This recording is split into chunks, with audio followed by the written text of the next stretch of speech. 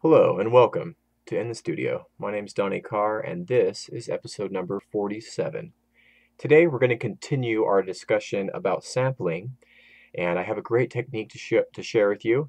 It's a velocity crossfading. This is a great way to add a little extra interest and variation to your sounds, and it's pretty easy to set up. So I have this old project pulled up that I'm going to be using as an example for this. It's one that I haven't finished. And we're going to be applying this technique to claps today, claps or snares, but it could be applied to a variety of elements. So get creative with it, but I'll give you a quick little preview of what we'll be working with today.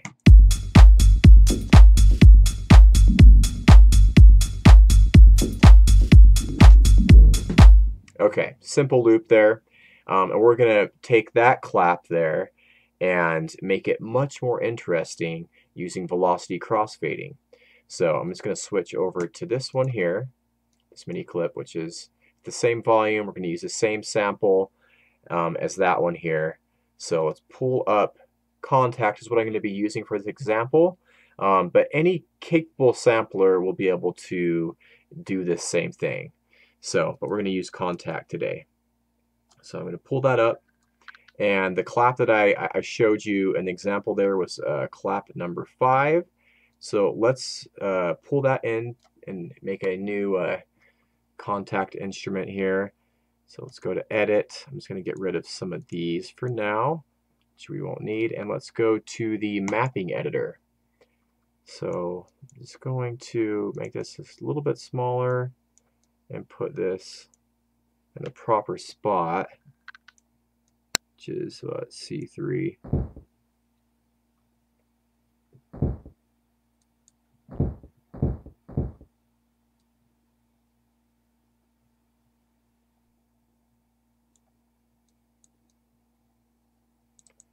Okay, buddy.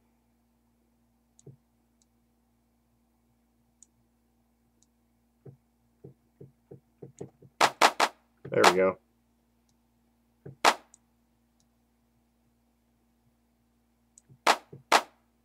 And let's pull that a little bit. Okay, so now we want to crossfade this with another sample, and I'm thinking maybe we can use a snare with a little bit more body to it to crossfade with this, more snappy clap. So I'm going to use this snare here, and I'm just going to pull this up here for now and pull this down. And these are the velocity ranges here.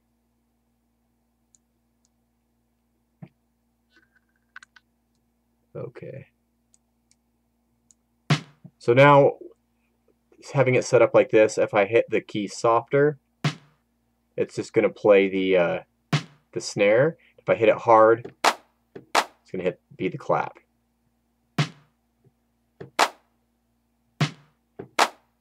I mean, and so you could even use this in some circumstances to switch samples in your MIDI programming, just using the velocity. You can do that, but that's not what we're going to be doing today. So what we want to do is actually make a crossfade for this. So what we need to do is overlap these. So I'm going to pull this up, the snare, and then I'm going to pull this one down.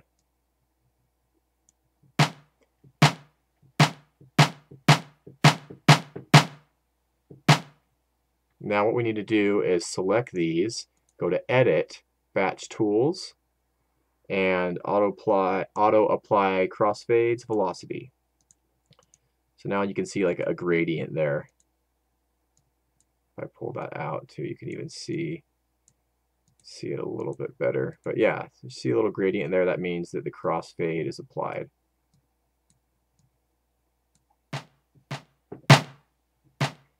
So now when I hit the keys a little bit softer, it's going to be playing more of that lower snare sound, and when I hit it harder, it's going to bring in more of that clap.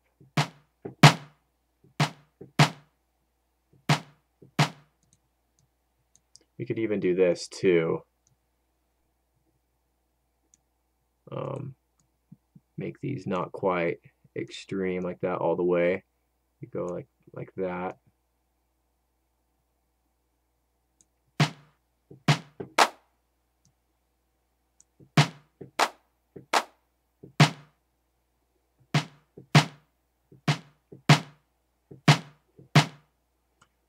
You know what, I'm probably going to go up a little bit more here, just about there. Okay.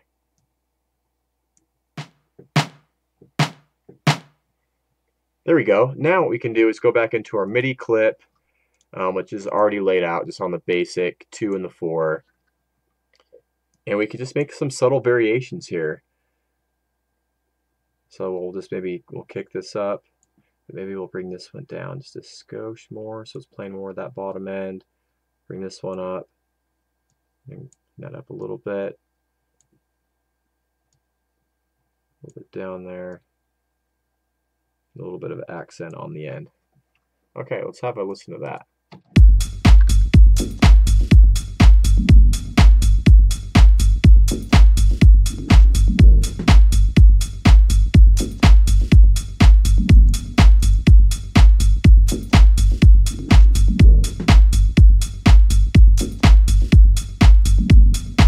Let's switch back to the original.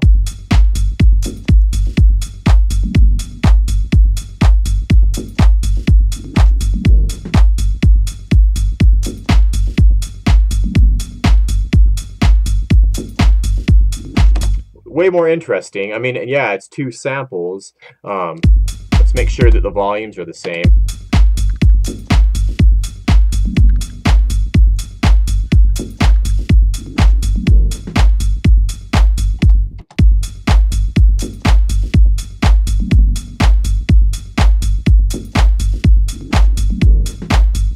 Okay, they're roughly matched now. Now let's give it a fair comparison. So we'll play the original first, and then I'll switch in the cross-faded samples.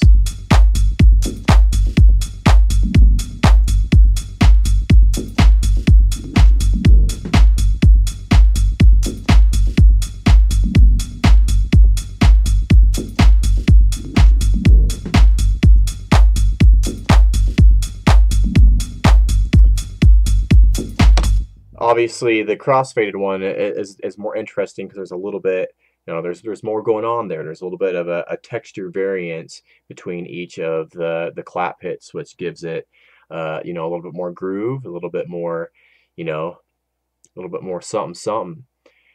And that's really easy to apply. You know, it's just a different way to go about it than just layering sounds together. You know, the typical way. You can get a little bit more, you know, a little bit more different texture than maybe you otherwise would have. So just a nifty technique to know, nifty technique to try out. I like to use it. So yeah, that's the video for today. It's pretty simple and straightforward, but I thought that you know, it was worth talking about. So hope you enjoyed it. Leave me a comment, leave me a question, and I'll see you really soon. Take care.